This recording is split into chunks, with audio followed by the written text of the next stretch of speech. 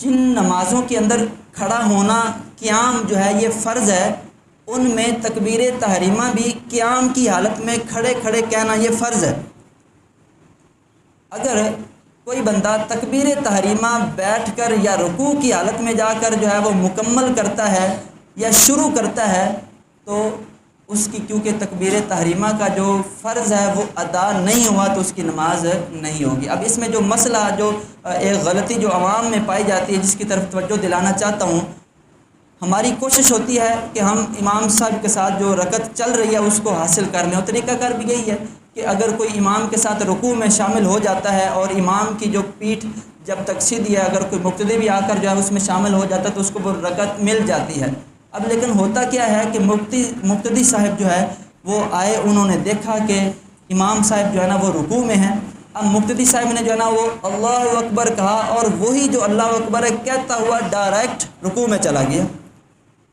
اب اس نے اس تکبیر کو شروع تو قیام کی حالت میں کیا لیکن ختم کب کر رہا ہے؟ رکوع کی حالت میں کر رہا ہے۔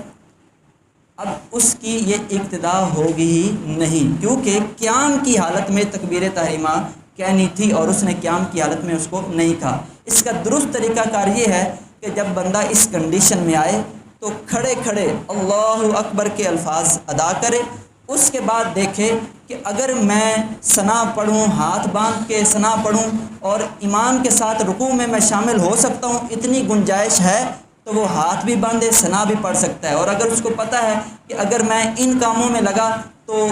وہ جو رکوع سے امام صاحب کھڑے ہو جائیں گے تو پھر وہ ہاتھ نہ باندھے نہ ہی ثنا پڑھے بلکہ کھڑے کھڑے تکبیر تحریمہ کہے، اس کے بعد دوسری تکبیر کہتے ہوئے ڈائریکٹ جو ہے وہ رکوع میں چلا جائے۔ یوں اس کا تکبیر تحریمہ کا جو فرض ہے وہ بھی ادا ہو جائے گا اور اس کو رکعت بھی حاصل ہو جائے گی۔ اس کے اندر یہ ایک توجہ والی بات ہے، کئی افراد کو دیکھا ہے کہ وہ بھاگ کر آتے ہیں اور ایک ہی تکبیر اللہ اکبر کہہ کے ڈائریکٹ رکوع کے اندر چلے جاتے ہیں اور اپنی طرف سے